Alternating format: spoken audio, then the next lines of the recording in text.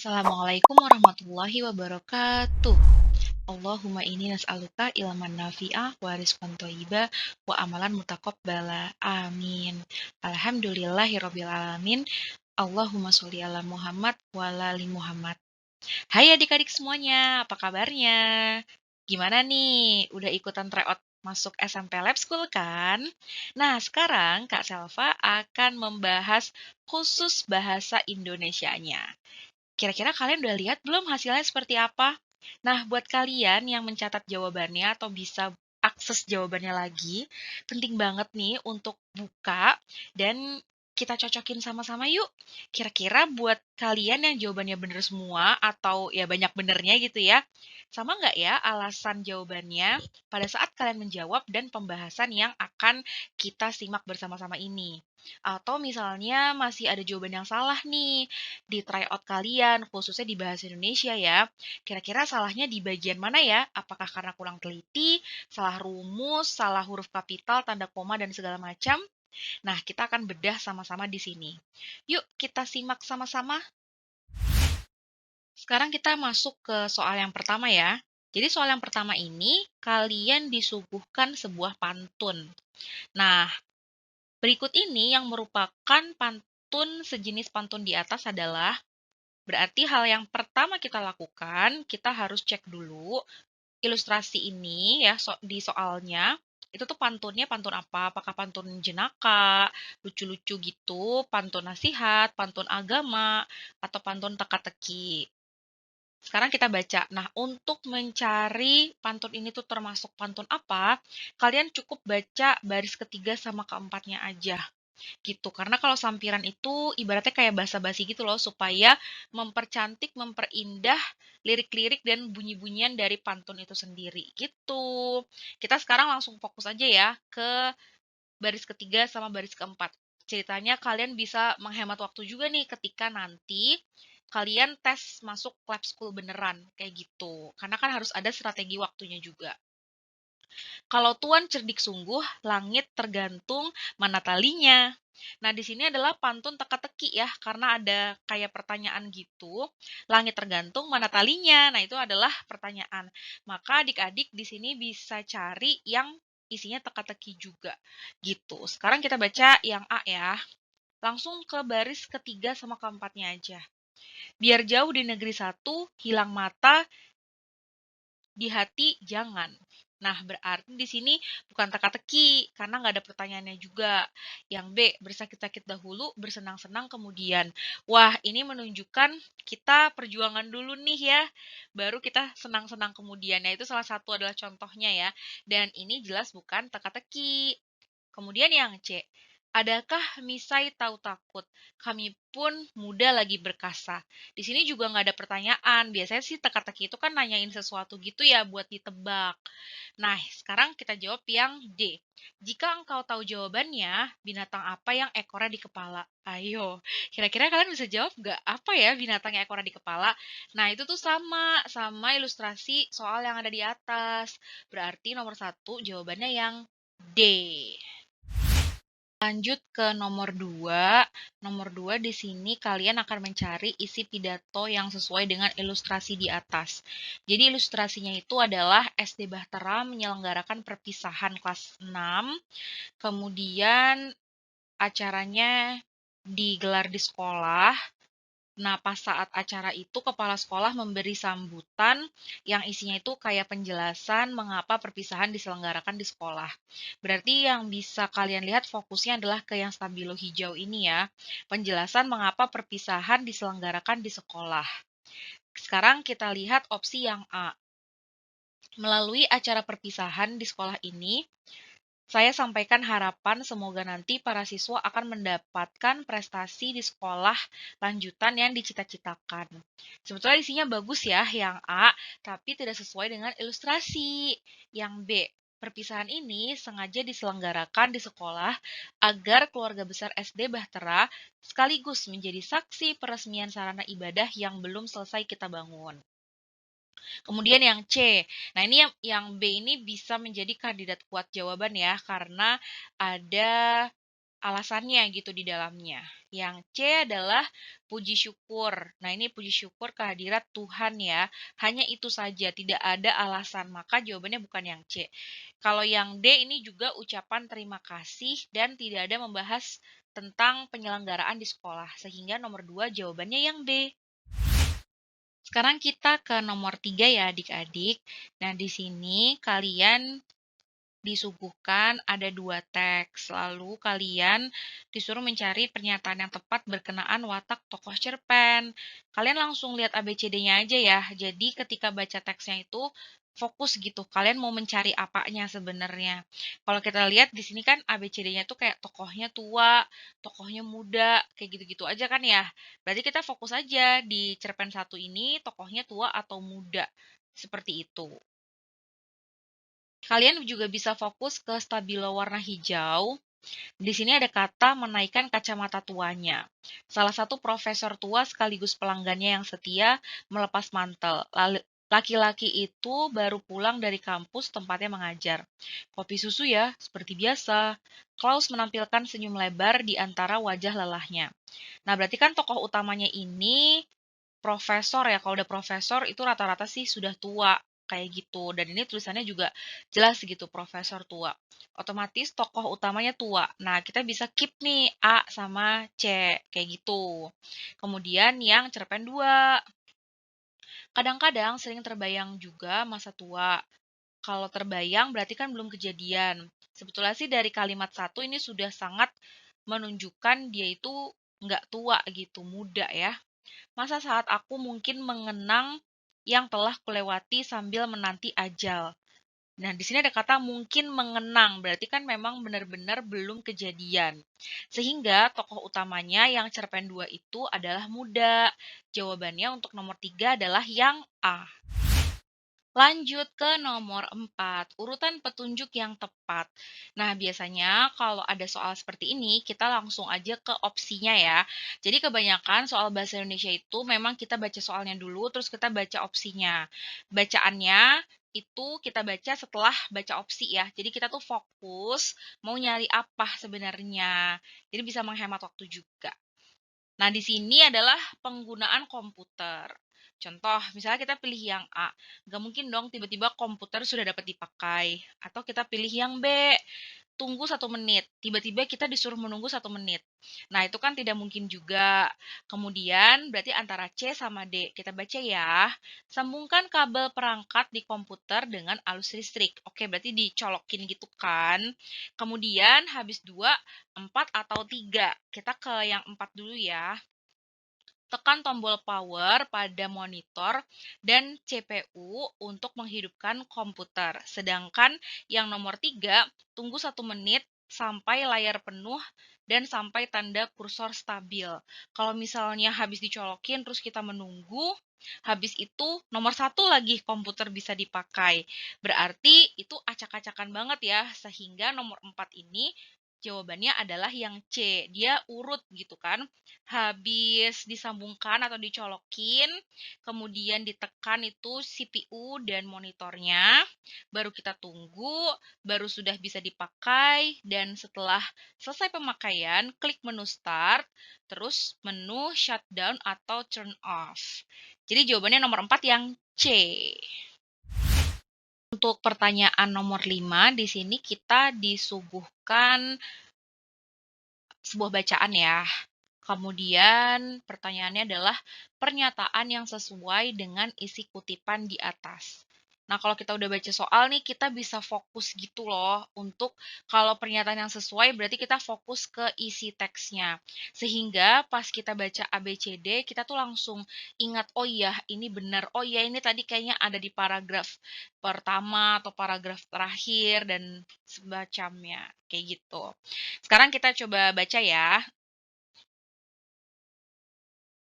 Madrasah ramah anak di Indonesia perlu diwujudkan. Salah satunya adalah dengan membebaskan sistem pendidikan madrasah dari budaya pendidikan rotan atau kekerasan. Jadi di sini madrasah dulu tuh dikenal dengan kekerasan ya.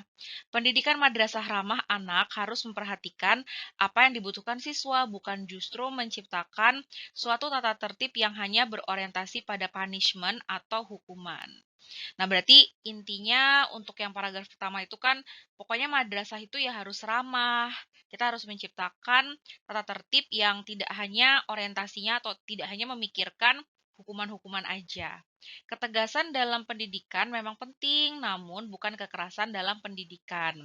Ya, jadi ketegasan itu penting, ya, tapi bukan kekerasan seperti itu. Terciptanya tata tertib yang tidak berorientasi pada hukuman semata akan menstimulus perkembangan anak. Untuk itulah rasa kasih dalam mendidik perlu menjadi perhatian. Oke, jadi intinya ini mendukung ya, tidak boleh ada kekerasan. Paragraf berikutnya adalah madrasah ini memiliki peluang untuk mewujudkan pendidikan ramah anak. Terlebih pesan agama pun telah jelas. Rasulullah Shallallahu Alaihi Wasallam bersabda mengenai anjuran menyayangi yang lebih kecil dan menghormati yang lebih tua. Nah, di sini masih nih mendukung bahwa kekerasan itu tidak cocok lah di madrasah gitu. Dan lagi pula di pesan agama pun sebetulnya dengan saling menyayangi dan menghormati itu bisa terjalin harmonis. Di sisi lain, salah satu elemen pendukung dalam mewujudkan madrasah ramah anak, nah jadi kayak kan tadi madrasah ramah anak itu tuh penting ya kan? Terus dikasihlah nih di paragraf terakhir bisa loh didukung ya kan dengan hadirnya peran orang tua. Tidak sedikit orang tua dan guru yang masih berlaku kasar untuk pendidikan anak. Jadi untuk itu, nah jadi sama untuk itu tuh hampir mirip ya. Salah satu cara parenting orang tua harusnya dimulai dengan kesadaran. Jika ada kesadaran, mereka akan bergerak untuk berubah. Jadi inti dari paragraf-paragraf ini tuh kita bisa lihat madrasah ramah anak itu penting, ya kan? Tidak boleh pakai kekerasan, dan itu tuh bisa didukung sama guru dan orang tua. Seperti itu ya adik-adik. Terus nomor 5, pernyataan yang sesuai. Kita cek satu-satu. Yang A, madrasah ramah anak sulit diwujudkan. Sebetulnya di sini tidak menunjukkan sulitnya seperti apa tantangannya kan nggak dikasih tahu ya. Berarti bukan yang A. Kemudian yang B, jika anak memiliki kesadaran, orang tua akan berubah. Ini kebalik ya, harusnya yang kesadaran itu dimulai dari orang tua juga. Terus yang C, ketegasan dan kekerasan dalam pendidikan memang penting. Nah, kalau kita pilih yang C, berarti kita mendukung kekerasan juga. Maka sisanya adalah yang D, orang tua bisa membantu terwujudnya madrasah ramah anak. Seperti itu, sesuai dengan paragraf yang terakhir. Jadi jawabannya yang D. Nomor 6, kita akan mencari ringkasan yang tepat untuk wacana di atas. Nah, cara mencari ringkasan itu kita bisa cari gagasan utama tiap paragraf, terus atau kita bisa juga cari intinya tuh apa sih gitu. Tadi kan sempat udah kakak ringkas ya secara tidak langsung yaitu madrasah anak itu tuh penting ya kan. Pokoknya kekerasan itu tidak baik lah ya kalau dalam madrasah anak gitu. Dan ternyata bisa loh diwujudkan dengan elemen pendukung. Pendukungnya adalah guru dan orang tua. Jadi ya udah ada poin-poin itu aja gitu. Yuk kita lihat pilihan jawabannya. Yang A, peluang madrasah untuk menjadi lembaga pendidikan ramah anak akan sulit dilakukan jika begini terus. Nah, ini tidak termasuk ringkasan ya, karena dia nggak lengkap poin-poin yang tadi kakak bilang. Yang B, madrasah ramah anak di Indonesia bisa diwujudkan apabila orang tua dapat bekerja sama menerapkannya. Apabila guru dan orang tua dapat bekerja sama menerapkannya. Nah, poin-poin yang kakak bilang tadi lengkap banget nih, ada di B. Jadi jawabannya adalah yang B. Sedangkan yang C, ini tuh kayak semacam gagasan penjelas ya. Jadi tidak mewakili keseluruhan yang ada dalam bacaan. Begitu juga dengan yang D. Ya, ini juga gagasan penjelas seperti itu. Jadi harus mewakili gitu, namanya juga ringkasan, berarti ringkes tapi lengkap. Jadi nomor 6 jawabannya yang B. Kita lanjut ke nomor 7. Di sini kalian dapat satu paragraf dan kalian harus mencari ide pokoknya. Jadi ide pokok di sini tuh sama aja kayak gagasan pokok, gagasan utama, itu sama aja ya. Kata-katanya aja yang beda. Intinya mah dasar pengembangan paragraf. Cara menentukannya itu ada dua. Pertama, tentukan kalimat utamanya dulu. Nah, kalimat utama tuh yang kayak gimana sih? Dia biasanya ada di kalimat satu gitu. Tapi dengan syarat si kalimat satu itu harus dibahas terus di kalimat berikut-berikutnya. Biasanya sih cara ngebahasnya pakai kata, misalnya kata rujukan ya, kayak ini, itu, tersebut, kayak gitu.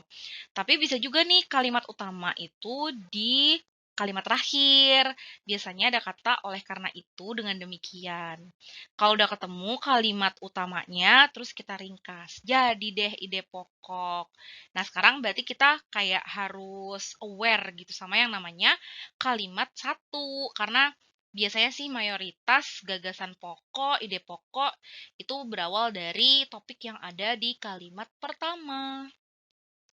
Yuk kita baca kasus coronavirus disease 2019 atau COVID-19 di Kabupaten Purwakarta masih terus bertambah. Nah, jadi intinya kasus corona di Purwakarta itu terus bertambah.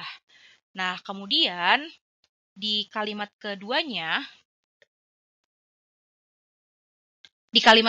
itu, setiap harinya ada warga yang terkonfirmasi positif COVID-19. Di sini kan kalimat satunya itu terus bertambah. Kalimat keduanya adalah setiap harinya ada warga yang terkonfirmasi positif. Nah, itu yang kakak bilang sebagai dari kalimat satu tuh dibahas lagi gitu di kalimat kedua. Terus kita cek ya di kalimat ketiga. Secara kumulatif, jumlah warga yang terkonfirmasi positif di wilayah Kabupaten Purwakarta itu ada 82 orang. Nah, ini kan jumlah yang cukup banyak ya untuk COVID gitu kan. Berarti ini masih mendukung si kalimat satu, yaitu terus bertambah. Kemudian secara keseluruhan telah dinyatakan sembuh 62 orang dan 3 positif telah meninggal dunia. Jadi intinya atau si ide pokoknya itu pasti tentang kasus COVID yang terus bertambah. Jadi jawabannya adalah yang C, pertambahan kasus corona di Purwakarta. Jadi poinnya tuh dapat ada tentang pertambahan, ada kasus coronanya, dan ada tempatnya juga. Gitu. Sedangkan yang A, konfirmasi kematian, itu bukan ya. Karena kalau misalnya nih ya, misal ya, kita pilihnya yang B, kematian. Otomatis si paragrafnya itu hanya membahas tentang kematian seseorang akibat corona. Fokusnya tuh di kematian, sedangkan di sini fokusnya di penambahan, di pertambahannya. Jadi nomor 7 jawabannya yang C. Lanjut ke nomor 8. Di sini kita akan mencari unsur yang dominan dari penggalan novel atau penggalan cerita. Unsur yang dominan itu apa sih? Jadi dalam cerita ini itu banyakkan ngebahas apanya? Apakah alurnya, konflik batinnya, gaya bahasanya? Biasanya gaya bahasa itu ditandai dengan kayak bahasanya yang unik, misal pakai bahasa daerah atau pakai bahasa gaul mungkin gitu kan, atau sudut pandang. Biasanya sih jarang banget yang jawabannya itu sudut pandang. Karena kan sudut pandang itu ada di setiap lini cerita gitu. Setiap ada cerita walaupun satu kalimat itu merupakan sudut pandang. Jadi biasanya sih jarang banget menjadi jawaban. Jadi antara plot cerita, konflik, atau gaya bahasa. Nah, di sini kita bisa fokus ke yang stabilo hijau. Bagi setiap perantau sepertiku, rindu adalah hantu yang paling menakutkan. Tak ada yang tahu bagaimana ia mendatangiku setiap waktu, begitu menyiksa, menggetarkan tulang-tulang ketabahan. Nah, di sini kan berbicara tentang rindu gitu. Rindu itu kan adanya di dalam hati.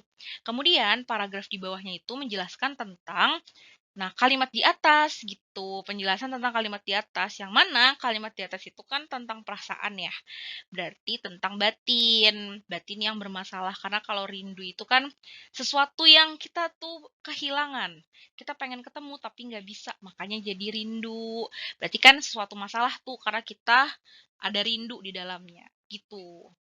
Penggalan perasaan dahlan muda yang merindu keluarga di tengah perantauannya di Samarinda. Nah, jadi tuh di sini adalah cerita tentang kerinduan dahlan. Jadi unsur yang dominan itu adalah yang B, konflik batin. Dia tuh kangen, tapi gimana dong nggak bisa ketemu gitu. Kalau kalian baca, intinya adalah seperti itu. Untuk yang nomor 9, ini adalah soal yang mengutamakan ketelitian kalian semua. Kenapa? Karena kita hanya tinggal mencocokkan atau menerjemahkan ya, mengubah percakapan ini menjadi narasi. Narasi itu dalam sebuah paragraf seperti itu. Nah, kalian bisa fokus ke stabilo hijau. Jadi di sini adalah salah satu masalah rambut kita, yaitu ada permen karet yang menempel dan biasanya kebanyakan orang itu mengguntingnya. Padahal ada cara alami, yaitu dia dengan meletakkan es batu, kemudian ditunggu, terus kita coba untuk mengangkatnya. Gitu ya. Jadi kayak gampang sih ya kalau dilihat di teks wawancaranya gitu. Sehingga kita bisa pakai teknik eliminasi untuk soal seperti ini. Contoh yang A, itu salah jawabannya karena ada kata meskipun sulit. Nah, di sini kan tidak ditunjukkan nih bahwa yang teknik pakai es batu itu sulit. Kemudian yang B, ini juga jelas salah karena basahi rambut dengan minyak, harusnya dengan es batu. Lanjut ke yang C, opsi yang C ini, nah ini cocok ya sama teks wawancara yang tadi ditampilkan. Sedangkan yang D itu tidak cocok karena diantaranya adalah kena tepung saat berulang tahun. Itu tidak dibahas sama sekali. Yang dibahas adalah ketempelan permen karet. Jadi jawabannya yang benar adalah yang C. Kita masuk ke nomor terakhir ya sekarang. Nomor terakhir ini kalian disuguhi sebuah apa nih? Puisi, betul sekali. Puisi judulnya Pelangi. Gitu. Yuk kita baca ya. Pelangi, kau datang di saat hujan berhenti. Warnamu yang indah terpancar di langit biru, membuatku terpukau melihatnya. Pelangi, merah, kuning, hijau selalu ada di setiap warna-warnimu, memberikanku kebahagiaan dan keceriaan ketika aku melihatmu. Pelangi, kaulah ciptaan Tuhan yang indah.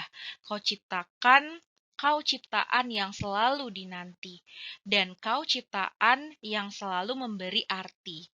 Nah, jadi di sini kayak mengagumi pelangi gitu ya. Pelangi itu memang indah. Coba kalian ada yang udah pernah ngeliat langsung belum pelangi itu kayak gimana sih? Nah, coba ya, kalian bisa jawab di rumah masing-masing.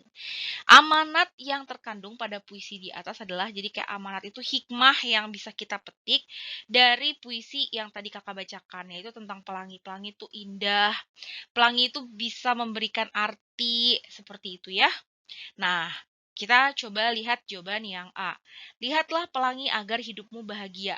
Sebenarnya sih di sini ada tulisan-tulisan memberikan kebahagiaan dan keceriaan, tapi kalau kita ambil yang A seolah-olah kalau mau kita bahagia kita cukup lihat pelangi aja gitu. Padahal maknanya bukan seperti itu, tapi kita melihat oh ini loh ciptaan Tuhan gitu. Yang B, pandangilah pelangi di langit sebelum hujan turun. Nah, ini bukan amanat ya. Gitu. Biasanya sih pelangi itu setelah hujan turun. Yang C, kita harus menjaga keindahan pelangi sebagai ciptaan Tuhan. Pelangi itu sebetulnya kan kayak nggak bisa kita sentuh. Jadi kita nggak bisa menjaga keindahan. Yang bisa kita jaga keindahan tuh bisa keindahan taman, hutan, dan lain-lain yang bisa dirusak orang. Tapi kalau pelangi itu nggak bisa. Jadi jawabannya yang D, bersyukurlah karena kita masih bisa melihat keindahan ciptaan Tuhan. Jadi pujian terhadap ciptaan Tuhan, yaitu berarti tandanya kita bersyukur, kita masih bisa melihat hal tersebut. Ini bagus banget ya yang nomor 10, mengajarkan kita untuk bersyukur gitu. Begitu juga dengan kalian ya adik-adik semua, kita sama-sama bersyukur, kita masih bisa belajar online di sini, masih bisa nonton video pembelajaran, mata kita masih bekerja dengan baik gitu. Nah, nomor 10 ini adalah nomor terakhir. Maka dari itu, cukup sekian pembahasan tryout SMP Lab School khusus Bahasa Indonesia. Pokoknya jangan lupa terus berdoa ya untuk pembelajaran kalian dan Kakak doakan semoga cita-cita kalian tercapai. Kita tutup dengan bacaan hamdalah. Alhamdulillahirabbil alamin. Subhanakallahumma wa bihamdika asyhadu alla ilaha illa anta astaghfiruka wa atubu ilaik. Assalamualaikum warahmatullahi wabarakatuh.